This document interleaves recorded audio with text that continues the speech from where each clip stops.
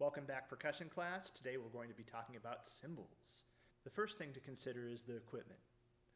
You have a variety of sizes to choose from, as well as thickness. Typical sizes range from 16 inches to 22. I would say 17 and 18 are probably your most common and most versatile. And then you have your thickness.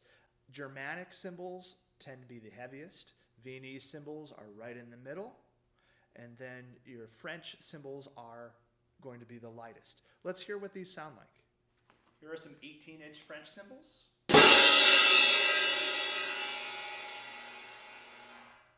19-inch Viennese.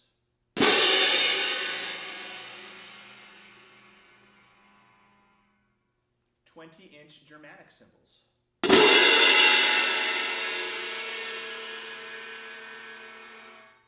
17-inch Germanic cymbals. Let's quickly talk about grip.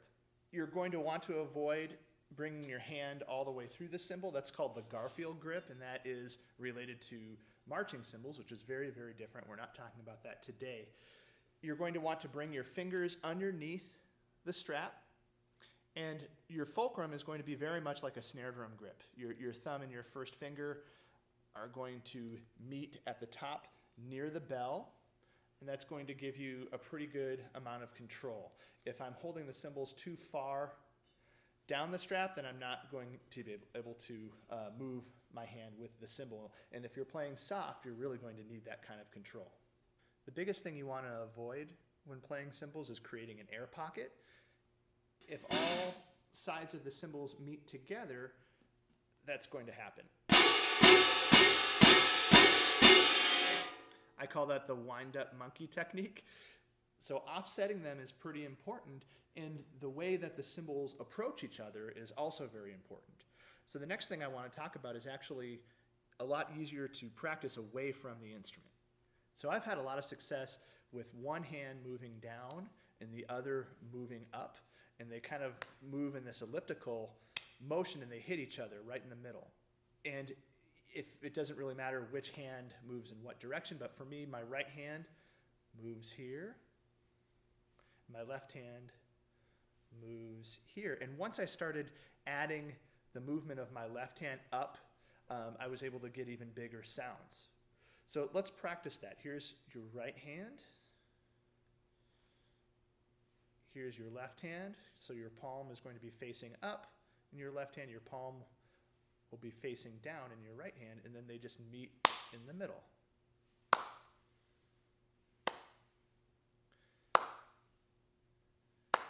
And the next thing is that the heel of your hand, of your palm, should hit first, and then the tip of your finger after that.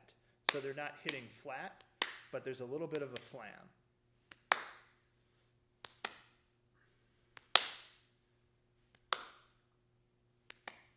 And to me, that's very similar to a molar technique. And with a snare drum stick, it's a lot easier to see. But that's a technique where the bead follows your hand instead of leading with the bead. So certainly, if I were to apply that to the cymbals, I would not do this huge motion. I'll get a little bit further away from the camera.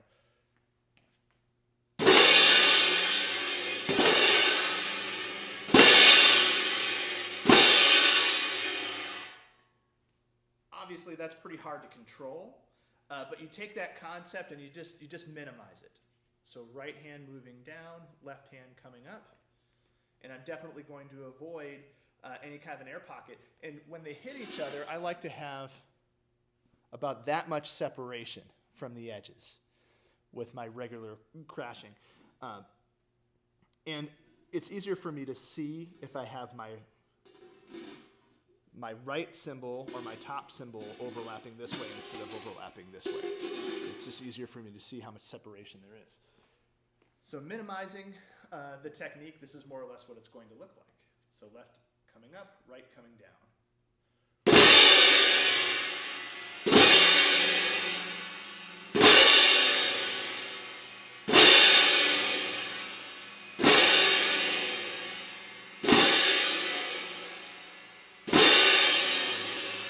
With soft crashes, setup is everything.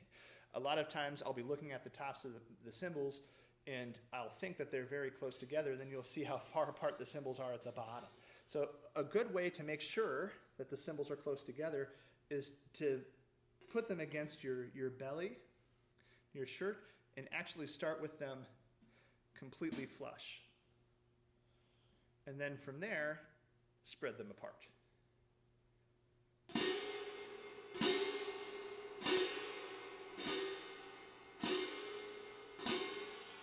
And here, clearly, the elliptical motion is not going to be very big. You're going to have to minimize even more. And the separation of the cymbals is about here for me. So they're certainly not flush, but they're very close. So here's my general playing, and then here's my pianissimo piano playing, right there. And control is everything. So to reiterate, get them completely together, bring them up, separate them,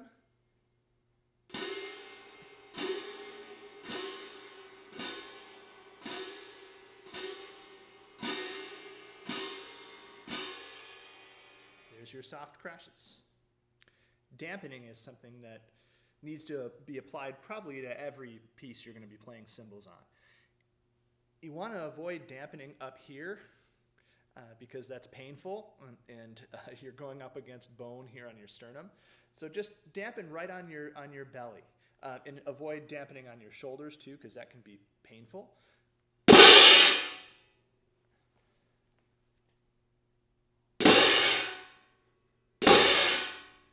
And just make sure that you let the cymbal sound like a cymbal before you dampen and don't combine the two. Because that's something completely different. So we want to hear cymbal sound and then dampen right after that.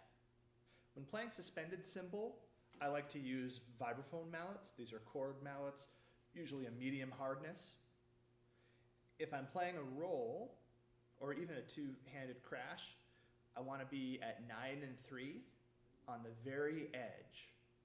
When playing a suspended cymbal roll, I like to start with a 3-note rough just to warm it up.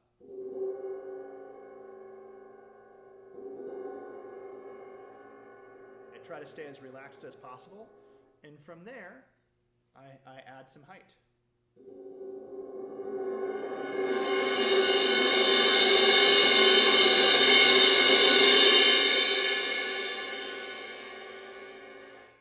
And you'll see that my roll speed is not really fast. If you roll too fast, you may end up isolating a lot of the higher overtones. And here we're getting a better mix. You never want to play through the instrument. It's going to have an effect on the sound quality, and you can damage the instrument that way. So make sure you always follow through and play up. If I'm playing a two-handed crash, I try to flam the mallets just a little bit.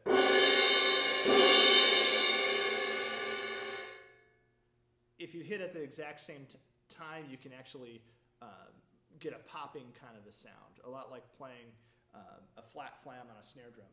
The next thing is dampening, and a lot of times we can just play these parts with one hand and dampen with the other. But a lot of times, if we have a roll going into some kind of a dampened release, we need to hold on to the stick while we dampen. And what I like to do is keep my fulcrum with my thumb and my first finger, and then I can dampen with the rest of my fingers. It's not a whole lot different than dampening on timpani. When you're playing with sticks, we generally avoid crashing with the tip of the stick. Instead, we come in at an angle and use the shoulder.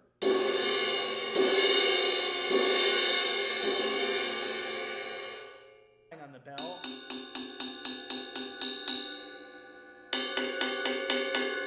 Again, probably using the shoulder of the stick is going to get more sound than just using the tip. Thanks for watching today.